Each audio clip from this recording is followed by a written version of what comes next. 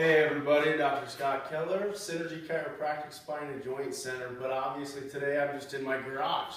We're going to progress from last week into some hip flexor opening exercises, a mobility exercise. I call it the Tri-Planar stretch for the hip flexor. So we're going to do a very similar technique to what we did last week, where you're going to tie the band, about knee height to a rack, all right?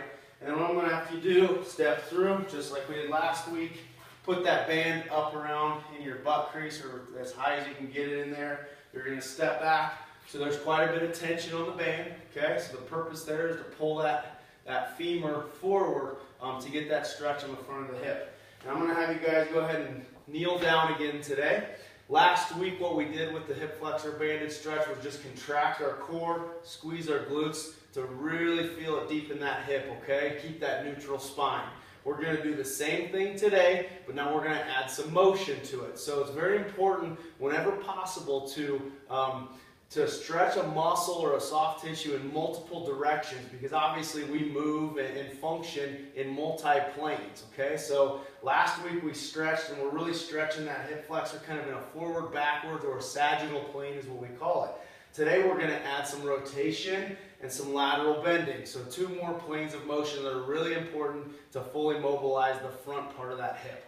So tighten the core, squeeze the butt a little bit. You're going to feel it through there. And then with the same side that I'm stretching, that arm, I'm going to rotate and reach across my body.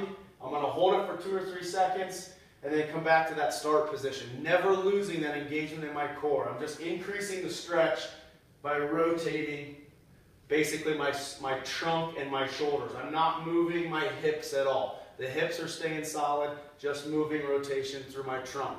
So I'm going to do 5 repetitions that way, just for time's sake. Okay, you can work your way up to even 10 repetitions if you're doing this on your own. After 5 repetitions of rotation, we're going to do a lateral bending. So the same side, I'm going to reach over, hold for 2 or 3 seconds, and then back. Okay, and once again, engaging my core, keeping that nice and tight and engaged, and then leaning to the side. Okay. So just so you can fully appreciate what we're doing here, if I'm stretching my right side, just from a front, I'm going to rotate and reach away this way, and then on the lateral bending, I'm going to rotate that way. So let's do 5 repetitions of each one of those per side. Okay, so that's going to really help open up the front of the hip.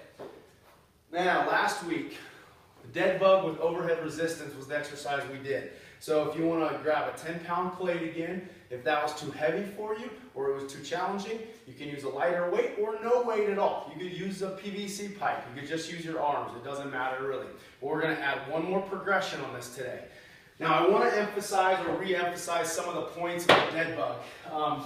If you're looking at me from straight on, my legs are in this position. I'm not closing my legs down like this. And the other important thing from the side is I'm at 90 degrees, 90 degrees, 90 degrees in my ankles, and my back is flat to the floor. I do not want to see room between your spine and the floor, okay? That means you're going to be overextending that spine. So, grab that plate,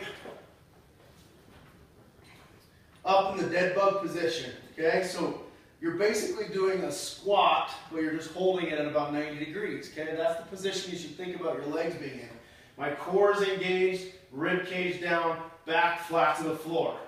Hold that weight straight above me, and last week we just lowered slowly down towards the floor, maintaining that core engagement and not shrugging the shoulders. This week we're going to add one leg extension as you go down with your arms.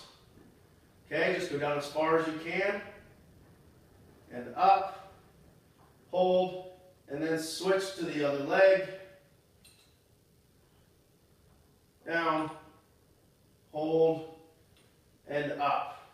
Okay, just to reiterate common mistakes as we go up, I don't want to see the shoulders shrugging like this. We should be moving that nice range of motion through the scapula, keeping the upper trap out of it. We don't want to activate that. And then obviously hyperextending in the lumbar spine, the back coming off the ground, flaring the rib cage, okay?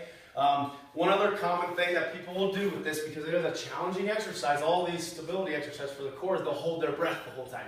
So coaches and members, if you guys are really watching these videos and trying to evaluate yourself, make sure you breathe during these. So one thing I like to do, I guess just for beginners, is as you get that weight overhead and that leg extended, stop there, take 1 or 2 breaths in, try to breathe through your belly, and then as you go back up to the start position. So make sure you breathe and not hold your breath, okay? Let's do 5 repetitions per leg, so 10 total reps of that today. Should get your core nice and fired up, okay? If you guys have questions, scott@synergylincoln.com. Fire them at me, or if you see me in the gym, don't hesitate to ask me any questions. All right, guys, good luck with this one this week.